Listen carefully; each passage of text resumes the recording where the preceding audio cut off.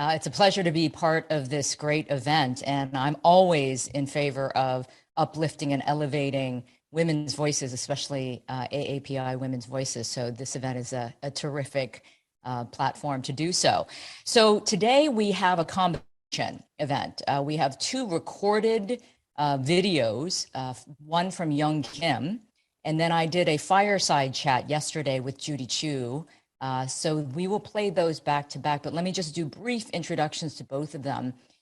Young Kim, she represents California's 39th district, which includes parts of Los Angeles, Orange, and San Bernardino counties in the U.S. House of Representatives. And Representative Kim is the first Korean American woman to serve in Congress and the first Korean American Republican woman to serve in the California State Assembly. So historic wins in that way. And Judy Chu, she was elected to the U.S. House of Representatives back in 2009. She represents the 27th Congressional District, which includes Pasadena and the West San Gabriel Valley of Southern California. She currently serves on the House Ways and Means Committee and the House Small Business Committee. But Congresswoman Chu is also the chair of the Congressional Asian Pacific American Caucus, which has been doing really very important work in recent years, advocating the needs and concerns of the Asian American and Pacific Islander community across the nation. And boy, have we needed it in the past couple of years. So first, we will hear from Congresswoman Young Kim, and then the fireside chat with Judy Chu, and then I'll see you on the other side of that to start our live panel. Hello, I'm Congresswoman Young Kim, representative of California's 39th Congressional District. That includes parts of Los Angeles, Orange, and San Bernardino counties. As one of the first Korean American women to serve in Congress, I am honored to be with you for the Asian Woman Empowered Policy Changemakers event hosted by the Asian Society of Southern California. When I think about changemakers, I think of the importance of each of our personal stories and the men and women, especially Asian Americans, who came before us and worked hard for people like us to have a seat at the table and our voices heard. My family came to the United States in pursuit of the American dream. We emigrated from South Korea to the island of Guam. I then went to high school in Hawaii and put myself through college at USC in California. I remember seeing my parents, who had the equivalent of an elementary school education, as I walked down the aisle to receive my college diploma. To graduate college and get a job in the private sector, I thought to myself that this is my American dream, but it was only the beginning. I was then able to start a business, raise a family, and give back to my community. First working for Congressman Ed Royce, then as the first Korean American Republican woman to serve in the California State Assembly, and now in the U.S. House of Representatives. If I can do it, I know you can too. As immigrants and Asian Americans striving to succeed and wanting to give back are embedded in who we are. My story is not unique. It's the story of so many Asian Americans across this country. I'm humbled to be able to use my voice to educate my colleagues in Congress on issues important to our community. Asian American issues are American issues. The only way we'll build a brighter future is by working together, and that starts with treating each other with respect and seeing each other as Americans. I'm glad that last year, the House passed a bipartisan bill to help federal, state, and local law enforcement agencies better address that rise in hate crimes targeting Asian Americans. We cannot legislate hate out of our people's hearts and minds, but we can enforce the law firmly, embrace our differences, and stand strong as a community. Our voices and perspectives matter in the classroom, the boardroom, and in the halls of government. The fact that I and so many other Asian Americans and Pacific Islanders are serving in Congress shows how far we've come. While I'm one of the first Korean American women to serve, I know I won't be the last. I hope my story can inspire each of you to keep going and to pursue your dreams. Thank you. Representative Judy Chu, it's so good to see you again. And thank you for joining this event. Thank you for having me. Well, let's first, I have to get this question off my chest because I was reminded of something that happened to you recently. You were arrested in front of the Supreme Court because you were protesting Roe v. Wade being overturned. And I can't think of an act more powerful than a congresswoman getting arrested because she is standing up for what she believes was not the right thing to do. Can you tell us about that experience and why you chose to do it? I was the first congressperson to be arrested, and I did it soon after the Dobbs decision came out of the U.S. Supreme Court.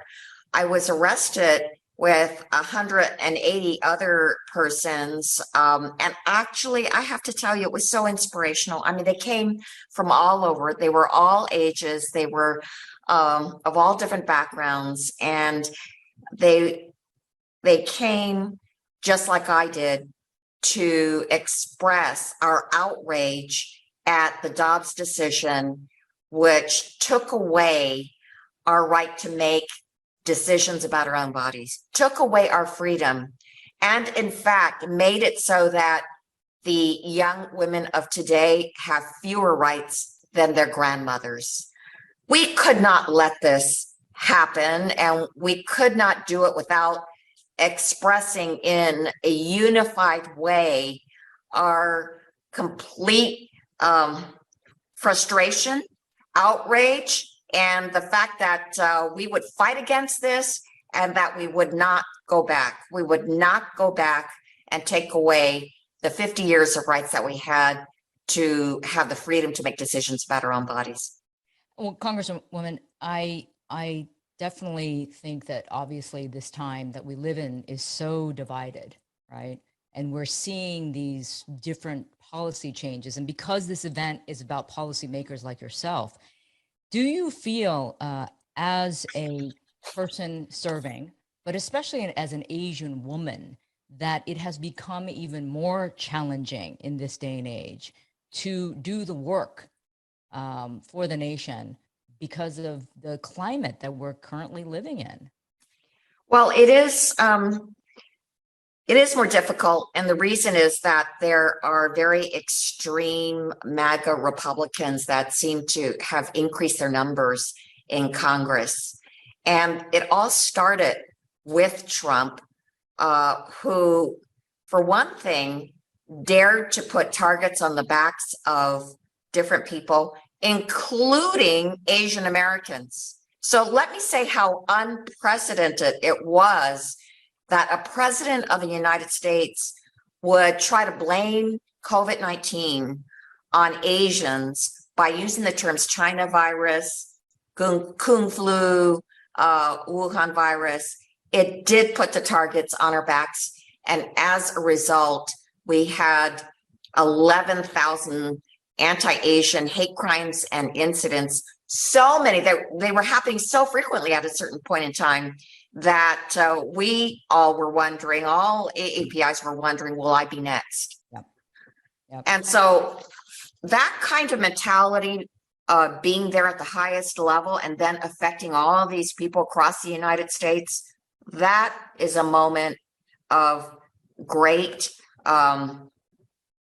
polarization in our society, that people would actually believe that sort of thing, that we would have people that at one time were at the very top that would divide and pit people against each other and then target and scapegoat one group. Right. That is what's different. Right. Well, how do you feel things are now? Because it has been, without a doubt, a challenging 2.5 years, right? First of all, we had the pandemic, we have economic issues, we have political issues, social issues. But with the anti-Asian hate, clearly that has not stopped. Let's remind everyone, it is not over. It continues to this day, even though maybe the media has moved on, but it is continuing to this day. So how do you personally feel about the situation and where we stand now on that particular topic? Well, first of all, we don't have somebody at the very top, a president who is actually deliberately fanning the flames of xenophobia. So when President Biden came in, he immediately condemned these acts of hatred against AAPIs, and in fact, signed an executive order to take actions to remedy this, to provide resources and so forth. Of course, we in KPAC, our Congressional Asian Pacific Caucus, which I chair, immediately started doing things at the beginning of the hate crimes rise, such as press conferences, hearings, and legislation. And we finally got our bill, the COVID-19 hate crimes bill, signed into law by President Biden. I tell you, it was a big moment when we went to the White House and watched him sign this bill into law, knowing that it would provide more protections to hate crime victims, more ways for the police to enforce the hate crimes that were occurring across the nation, and also provide for better tracking. And in fact, the Justice Department just issued a call for $10 million worth of grants to address this issue. And then we discovered how many Americans were ignorant about Asian American history through this. I mean, there were so many stereotypes during this period. Yeah. So this past year, we concentrated on making sure that that Americans know that AAPI history is American history. And that's why we had a bill and an initiative on including more AAPI content and curriculums across the United States, but also put forth a museum bill, a bill that starts the process for a Smithsonian museum right in our nation's capital, which would educate everybody about Asian American history as well as contributions. And so I'm very excited about that. I do have to say that even though these AAPI hate crimes were so horrendous and resulted in deaths and trauma of unimaginable kinds, I do have to say that there were so many that rose to the occasion. I mean, there were so many anti-Asian rallies. I know that in my area, nearly every AAPI group did one, but actually people of other backgrounds did them too. Yeah. And it was very, very heartening to see them united, joining together, and all saying that they condemned this anti-Asian hate. Well, as you know, history tells us and has taught us sometimes in the worst crisis, we do come together and build solidarity and allyship, and that's what it's all about, of course. But Representative Chu, for you, you are such a leading example of an Asian woman, very rare still in politics, unfortunately. We got to change that, right? We got to change those numbers because the data isn't great. So if you could tell us, your journey has been obviously quite successful thus far because you've been in Congress since 2009, correct? Yes. Oh, so 13 years and going strong. Yeah. But what is it about politics and Asians, particularly Asian women, that is preventing us having bigger numbers and better representation? Have you figured that out? I mean, you're in it. So can you advise us and tell us what is going on? Well, first of all, we've had few role models in the past. I know that I never contemplated being an elected official, let alone a congresswoman, because I never saw anyone like me in this position. So I did not think it was even within the realm of possibility. But sometimes also we experience concrete barriers. Like, for instance, I did manage to be elected to the Monarch Park City Council by going door to door, knocking on each door. This was after an anti-immigrant movement occurred, and it became so apparent that the city council did not represent the city. Well, I was elected and served for 13 years. But then came the next step, which was to run for the state assembly in California. And that's when I was blocked by the Old Boys Network. The Old Boys Network coalesced around a man and that was their person. And because they did that, nobody dared to cross all the powers that be, and even the speaker at the time did not support me. And it wasn't until someone came forward to be my mentor that things changed, which was then Congresswoman Hilda Solis. She also faced this old boys network herself. She never forgot how it was. And she triumphed over them, and she helped me to be able to triumph over them. So eventually I did get elected. So there, woman of color helping yes, another woman of color climb the ladder and break that ceiling. Well, that's why these networks of AAPIs and AAPI women helping one another, showing how to do it and providing the resources is so very, very critical. Right, right. But, you know, I do hear, though, there's so often, especially in this day and age when, again, everything is so divided and partisanship is, you know, is rampant. People say, I would love to run for politics. I would love to serve, but I don't want to because it's so ugly and it's so divided and it's so violent, as we've seen. How would you encourage somebody, especially a woman of color, an Asian woman, to get into politics if that's how they feel? They want to do it for the right reasons, but they're afraid to. Well, for one thing, if you don't raise your voice, you will not be heard. And so if you think that things need to be changed for the better, then you do need to be involved. And it is so important for you to have a seat at the table where the decisions are being made. If you are not there at the table, believe me, there is a certainty you will be ignored. Yeah. So that's why it's important. It can be rough, but then again, that's why the networks are needed. That's why that support is so critical to running, so that you can tolerate the ups and downs of running for elected office. But I tell you, look, I was there in the U.S. Capitol. In fact, I was right in this room on January 6th. Oh. And of course, I saw all the rioters going up and down the hallways. It was extremely scary. I actually locked myself in this room for 8 hours and did not open the door for anybody who knocked, and turned the TV low so that nobody would know I was there. So it can be really scary at times like that. Yeah. But at the same time, we can't let that kind of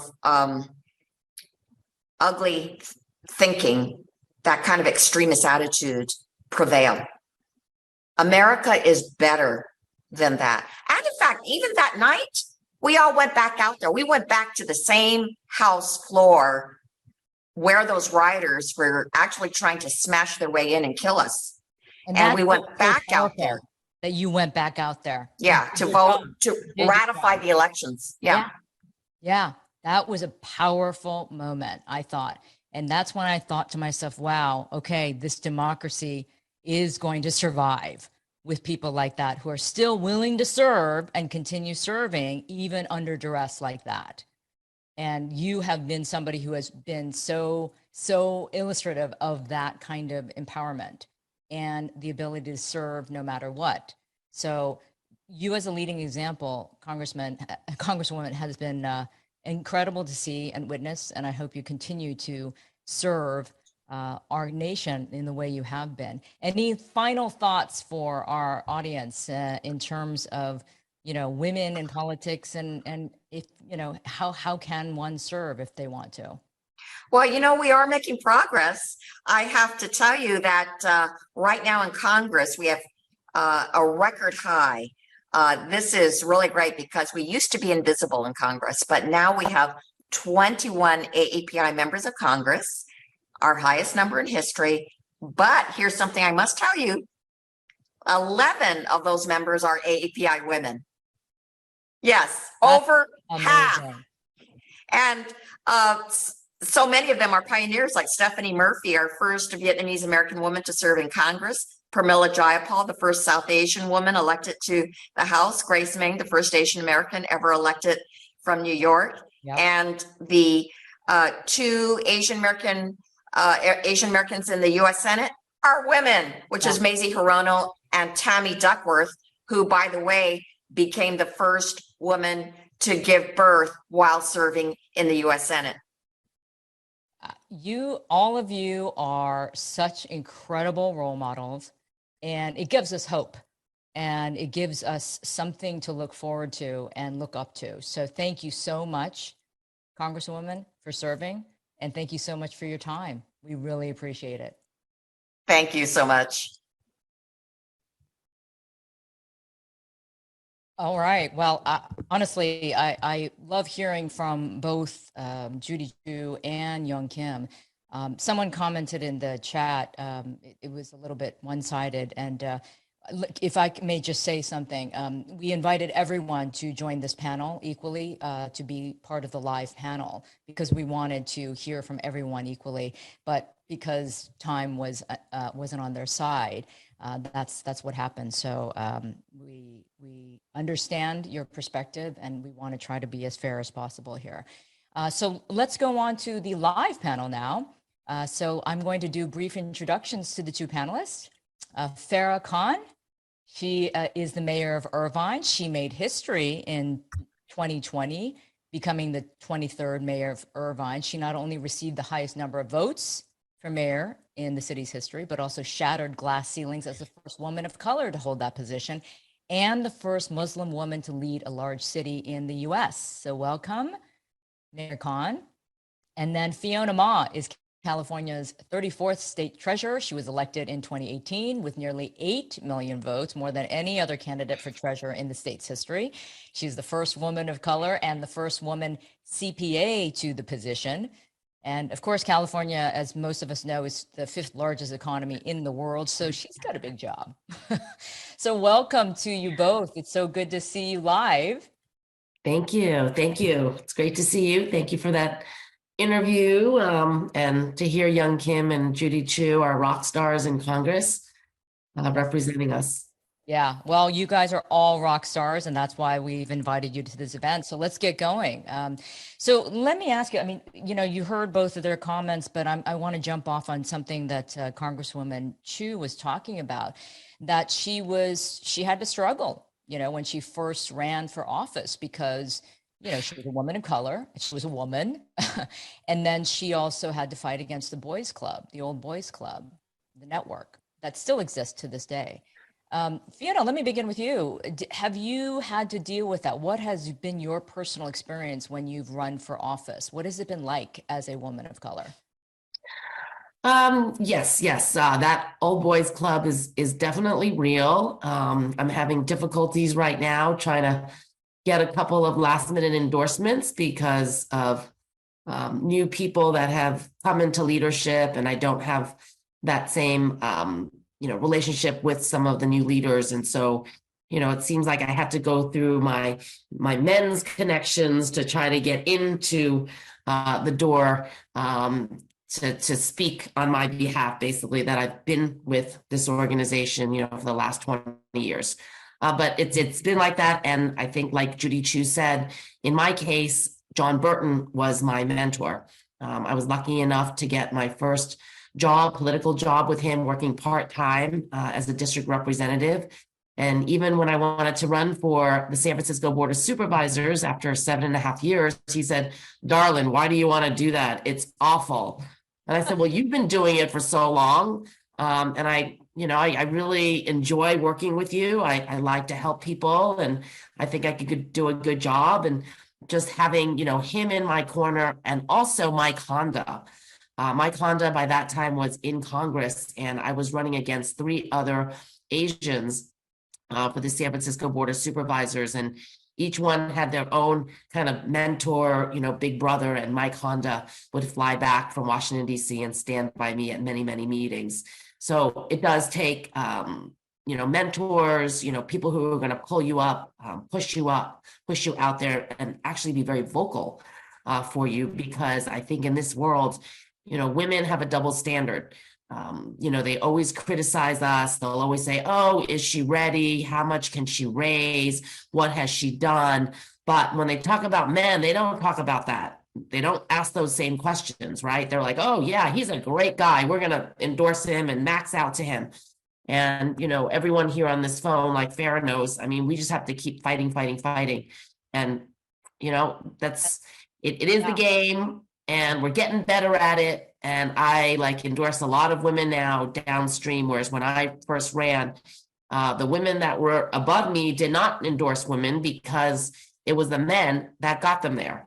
Yeah. Right. And so the men are the ones that are the big donors, are the ones that organize the events at their house, push them out there. And so when people like me start, it's like, well, we don't know you, good luck, but we're going with the person who's been with us for 10, 15, 20 years, which is what happens, I think, in politics. Well, we have to break that cycle and that network, of course, easier said than done, clearly. But Mayor Khan, just what Fiona was talking about, I read some data points recently that I found fascinating. I'm jumping off of what she just said, is that men are hired on their potential.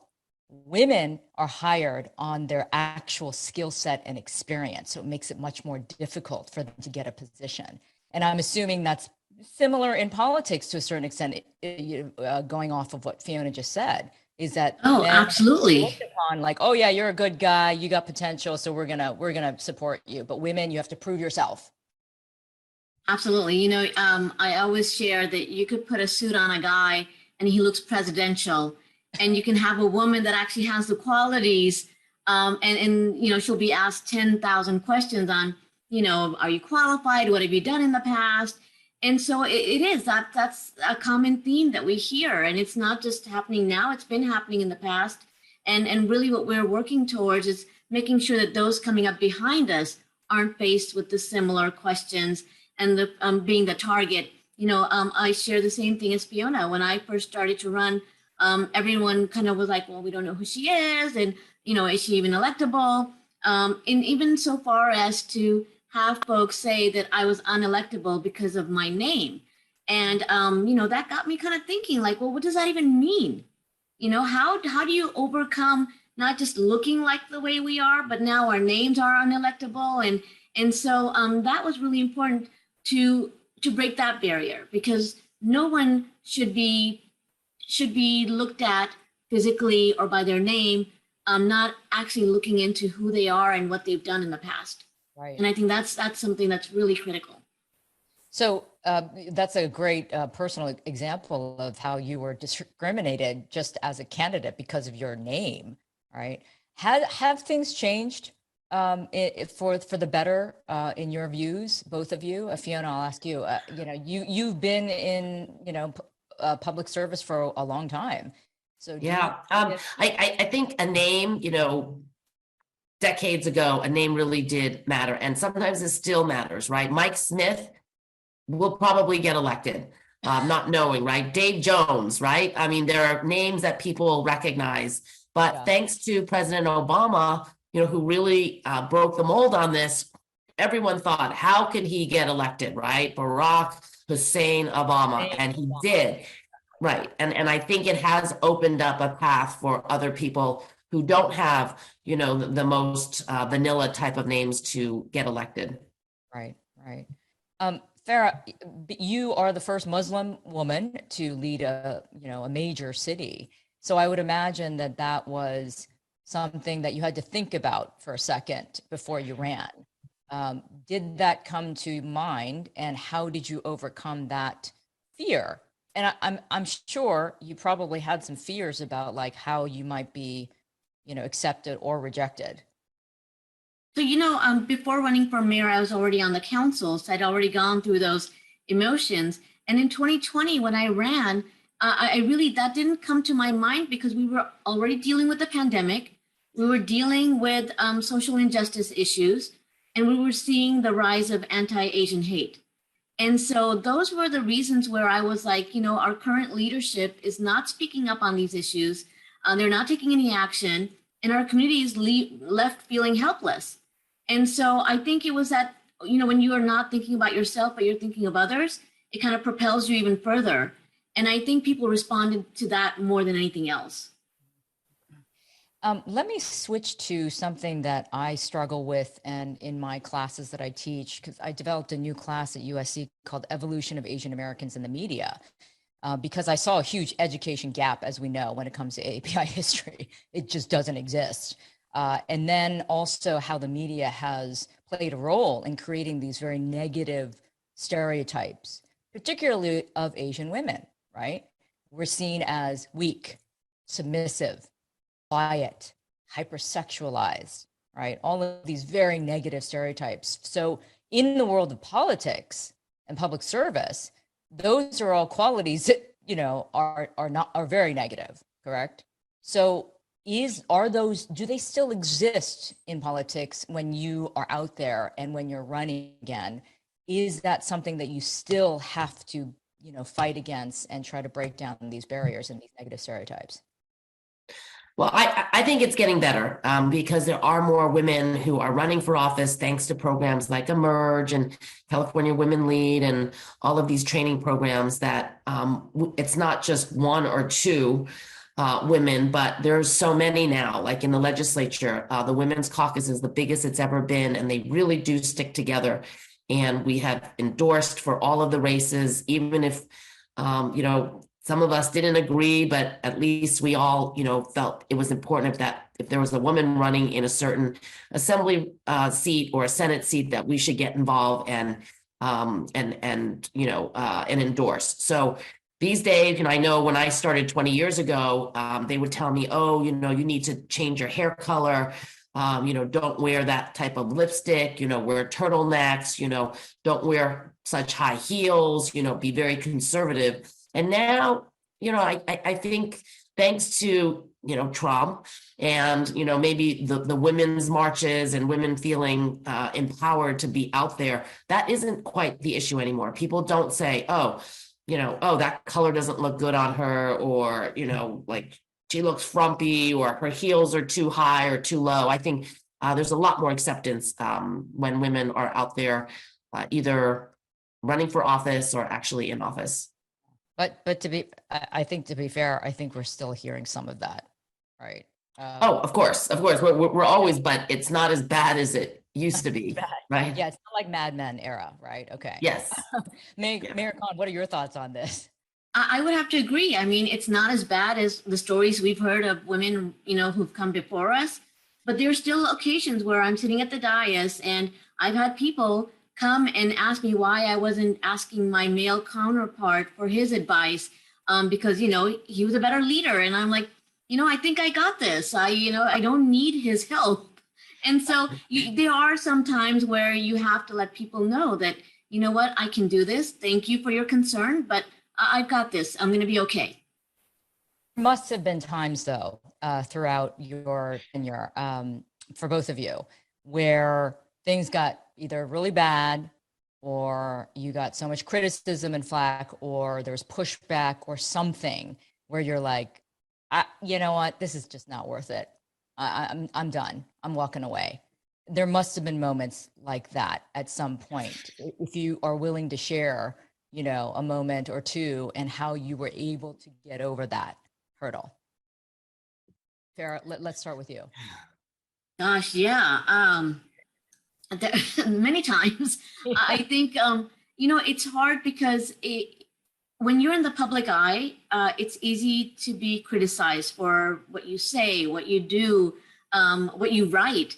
Everyone's kind of nitpicking on the words that are used, or how your tone was, or even the way you looked at someone. And so for me, it's when you have people attacking you, there's always going to be a group that is by your side. And they're the ones that I always rely on. They're the ones that I'm like, all right, what am I doing wrong here? And sometimes they'll tell me, you got to shift in this direction. You got to say this. And sometimes they'll be like, you know what, you're doing all the right things. You're the target right now. And that happens as well. You have no control of who is going to decide to make you the target for their own political, endeavors, or for whatever reason they might come up with. So it really is. It's sometimes it brings you down, but then you have to think back and say, okay, if I wasn't here, would we have that online hate reporting portal in 7 different languages? Probably not, right? If I'm not here when our Jewish community was being attacked and I stood up for them, would someone else have stood up for them? Would the previous leadership have done that? Probably not. And so when you think of your community and the people you're serving, that's what keeps you going. Like, I need to be out there for them so that they feel that they are included in the city, and that that we're celebrating our diversity, and that we're protecting them. Yeah, and that definitely is a perfect example of why representation and diversity is important. If that voice isn't represented by someone like you, they'll never be heard. Why would the majority care, right? If someone isn't going to make some noise. Fiona, let me go to you about like times that you wanted to say, I'm done. Yeah, probably in my last 20 years. This is my 4th elected position, and I've been on the ballot 19 times. So yes, there's probably been 3 times that I can remember where I am like, I don't know, maybe I should go do something else. And it is the society that we live in, right? It's about money. It's about, who has the money, whether you can, write those big checks and participate. And in government, we don't have the ability to make more money. I always say we don't stay for the pay. And so, running the 5th largest economy, $3.2 trillion came into my office. My short-term portfolio is $248 billion. I issue all the bonds and fund affordable housing, schools, public transportation, and the like. And my salary, I just got a raise. I get $170,000. That is my pay. And so that kind of, sometimes you struggle with that and you go, well, is this really worth it? You get beat up every day, and you're exhausted, and no matter what you do, like Farah said, people are always going to be against you, and that's just kind of part of the game. And so sometimes you get tired of it, right? And you're like, hey, maybe I'd like to go see my girlfriend in Singapore, or I'd like to take a weekend off, whatever it is. But we just don't, because we have to work harder than everyone else, and we have to show up, and that is our secret sauce, is really showing up and being accessible, right? Everybody knows how to reach me probably on this Zoom call. You can text me, I'm going to be responsive.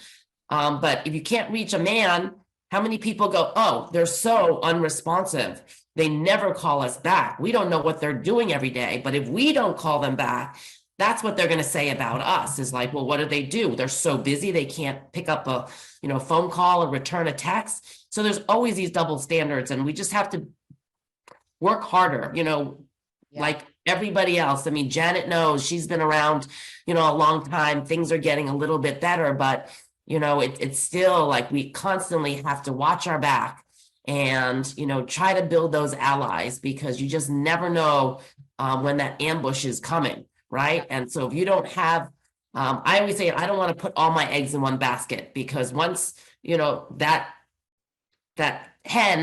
chicken stops laying those eggs, well, then you're stuck. And so I have to keep going around, building those allies, meeting more people. And so that if one group for some reason, doesn't want to support me because they like my opponent better, I still have others that I can still turn to. Yeah. It's exhausting though. It's exhausting to keep that pace up. Right? I mean, it's like you're a juggler, or, you have like spinning plates, multiple spinning plates in the air that you have to keep spinning. All the time. Yeah, all the time. Let me ask you this then, in terms of those who do, bully you and push back on, give you crap, for lack of a better word. A lot of people don't have the intestinal fortitude, and that's why I asked Judy that, a lot of people want to run for office, but they're like, there's no way in hell I'm going to go through this. They're going to pull everything from my past. And now with social media, which can be your friend or your foe, it's a scary world out there. So I would love to know how you two would advise somebody if they really want to serve, but they're like, I don't want to get into this mess and this ugliness. Yeah. Well, there's boards, commissions, and authorities where you can get appointed by the president, the governor, your local board of supervisors, city council, school board even. And that is a lot less pressure. When you do run for office, That's especially your first office. That is really the toughest. People are going to make up things. They're going to try to label you. It's going to be difficult on your family and yourself, especially if you're not prepared for it. But I always look to the candidates when I endorse a candidate. How hungry are they? You know, have they lived a privileged life? Are they willing to go out there and stand in front of the bus stop or a Safeway by themselves? And a lot of people don't want to do that. They say, oh, I've hired a manager, or my fundraiser is making phone calls. No, in your first campaign, you need to be able to do everything yourself, and you need to be okay with it, because your volunteers are only going to work as hard as you work. And I remember one time I was supporting a candidate, and we're all making phone calls, right? You make phone calls dinner time, 5 to about 8 o'clock at night. And he came in with his wife and his family and said, thank you so much, you know, for making phone calls for me. And like, we're going to dinner now. Like, I never went back and made phone calls. Like, he should have been sitting there with us making phone calls. And that's the difference. How hungry is someone? Do they have the fire in the belly? Because ultimately, it's you that's up at 2, at 4 o'clock, you know, trying to keep all those, you know, balls in the air because you forgot to call someone, and everyone's putting pressure on you. And so you just have to, you know, grind it out. But ultimately, it has to be you. You can't depend on your spouse, can't depend on your best friends, your donors that say, oh yeah, you're great, you should go, because those people are not going to be there 24/7 with you. Yeah, exactly. It's all about you. It has to be about you and what you're representing. Farah, your thoughts on that? Yeah, I mean, you know, for me, this is the third campaign that I've run, and I've always told people each and every time it feels like I'm getting beat up, and then I win, and then I get beat up more. So, you know, it's not easy. But at the same time, you have to understand that sometimes those loudest voices that are always around you aren't the majority of people. And that's the difference. So we can't let ourselves be, you know, set back because there are loud people that are telling you you can't do it, or they're attacking you, or they're coming after you. And so when you go out into the community, like I'm in the community every single day, and the people that I'm interacting with, they're not those people that are attacking me. They're not the ones that are saying bad things. They're not the ones yelling and screaming. Those are everyday folks, and they're your voters. They're the ones that, you know, are relying on you. And so when I talk to folks that are, you know, I've had several women that have reached out and were like, I want to run, but I don't want to go through what you went through. And I'm telling them, like, you know, I get it. It is painful. But at the end of the day, if you're only going to focus on those voices, you're not going to be able to do your job. Yeah, you have to have a pretty thick skin. That's for sure. You do. Yeah. I mean, the numbers are showing that there are a lot more women running for office and wanting to run for office. And there's a lot of great organizations that help promote that and train them, you know, and prepare them for the rigors of running for office. So that's a good sign. So let me ask you this, as women, and especially, you know, AAPI women, do we bring something different and special to the table when it comes to, especially when it comes to politics? I always say, if women ruled the world, it would be a much better place. But I'm a little biased.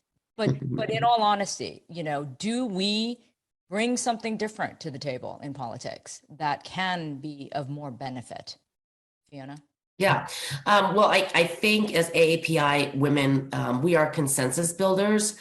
We are not flamethrowers by nature, right? And so we listen. I try to, you know, build that consensus, try to get the team to work together as a team.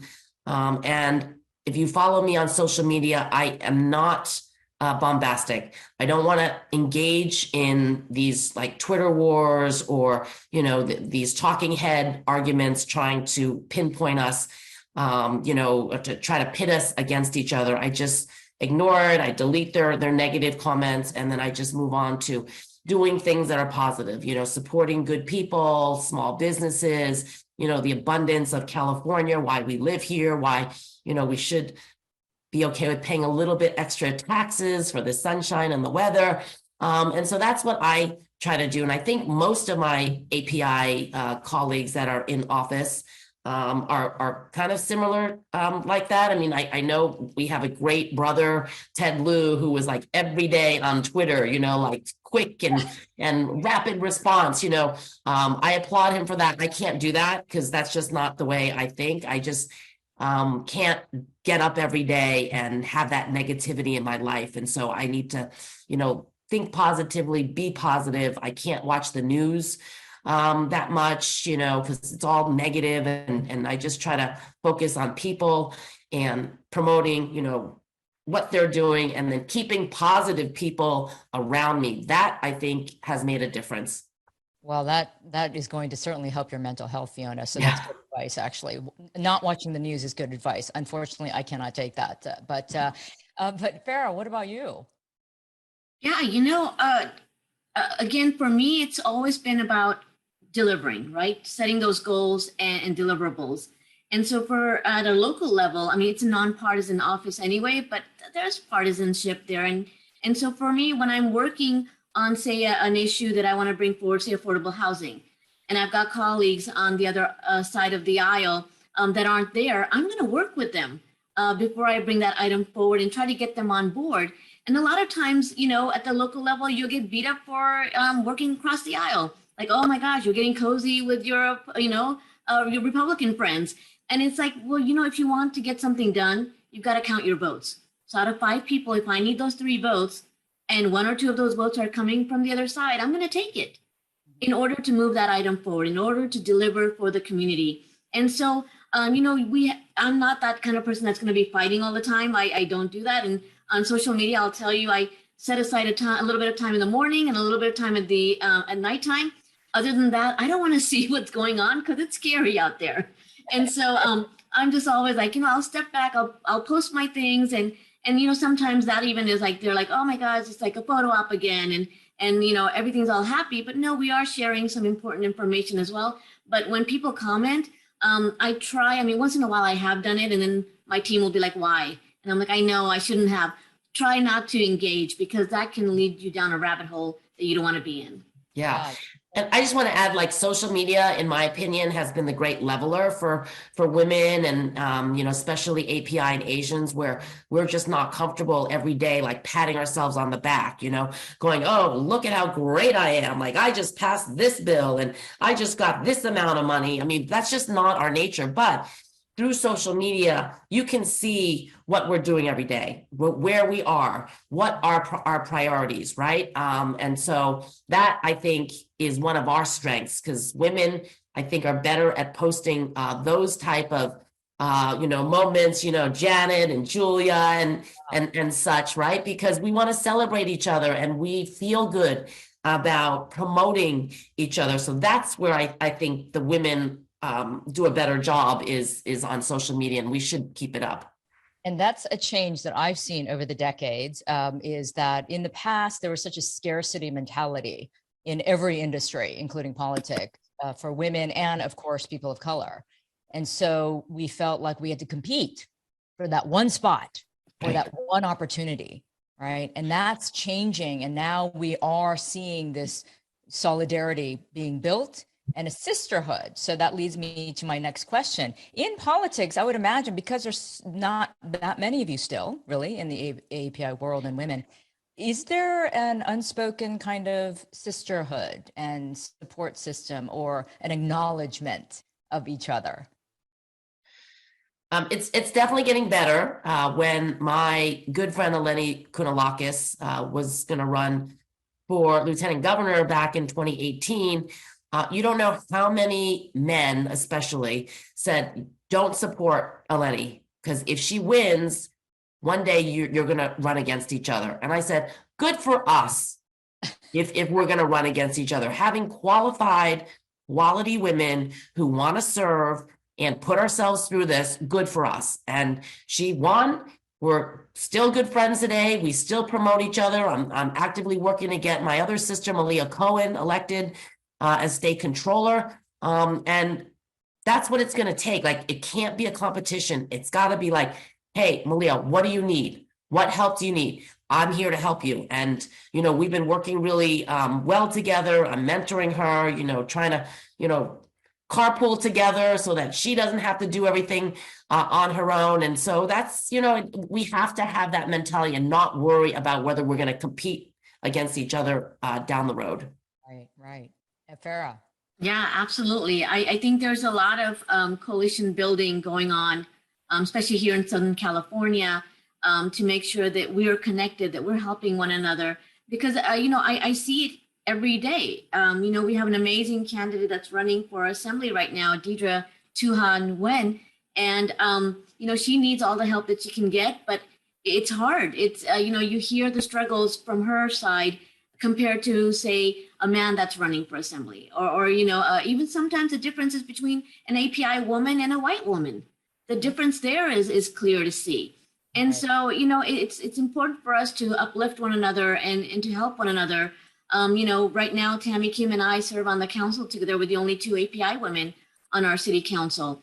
And I always tell people, they'll be like, oh my gosh, you guys were fighting on the dais. And I'm like, yeah, we can fight each other, but you guys can't fight against us. Right? So she and I can have our arguments, but if someone attacks her, I'm going to have her back. And if someone attacks me, she has my back. And that's the difference. And that's what you want to show people is, we can have our little arguments, but that doesn't mean that you can come in and split us up. Right, right. And that's true empowerment, right? That's how you build empowerment. You can't do it alone. Right. No one can do it alone in anything. You have to have that support. And it's got to be that authentic, genuine support that you really want to celebrate other people's success, especially if, they have the same experience. So that shared experience is so powerful in any, from any walk of life or experience. If I can ask this question, it's sort of a wellness question, and I'm not trying to get airy-fairy here, but we were talking about the challenges, right, in politics, but in so many other industries. I mean, media is the same. It's cutthroat, it's competitive, it's exhausting, and of course, oftentimes it's just all terrible news.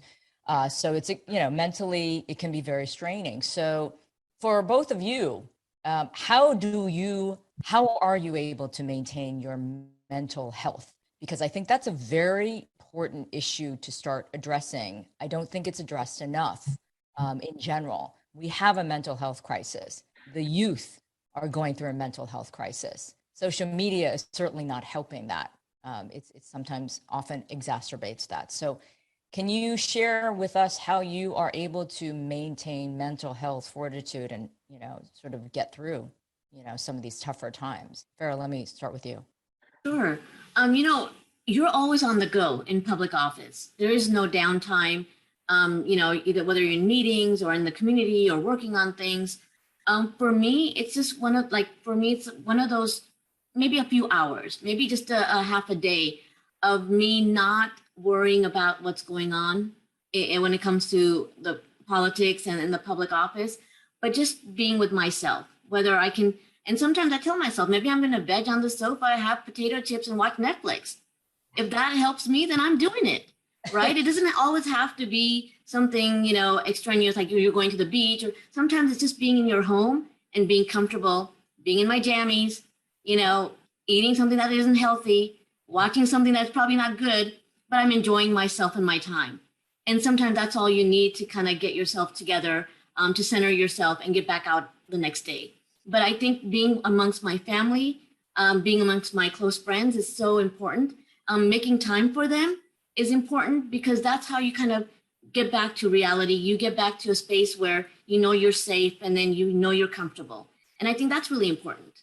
Yeah. And there's nothing wrong with eating something bad and watching Netflix. I do that too. And I'm telling you right now, I am immersed in Extraordinary Attorney Woo on Netflix. Unbelievable series. By the way, if you guys haven't started watching it, please do. It's great. Fiona, give us some tips that you take part in. Yeah. So one of the bright lights of COVID is, number one, I got to spend more time with my dad. Because I think we're always feeling guilty that we don't see like our friends or our family enough. And they kind of make you feel guilty too, that we're not around. Secondly, I took up watching Korean dramas. It started with,